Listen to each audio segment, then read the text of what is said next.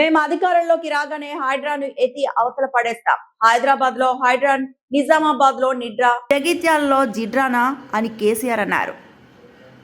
హైడ్రాన్ తెచ్చిపెట్టింది. దానికి ఆ హైడ్రాకు ఆ పిసిసి ప్రెసిడెంట్ అని ఉంటాడు ఆయన, కాంగ్రెస్ కమిటీ అధ్యక్షుడు.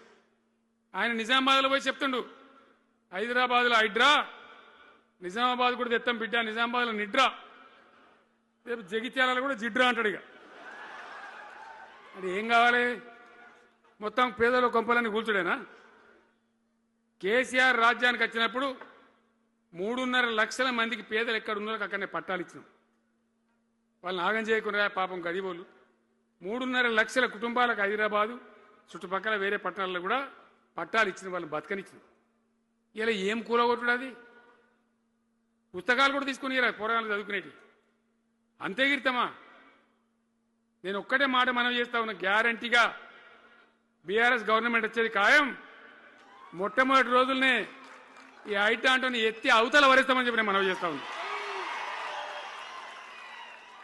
తీసేయన్నా దాన్ని, ఐటాన్ తీసేయనన్నా, పక్క మాటనా?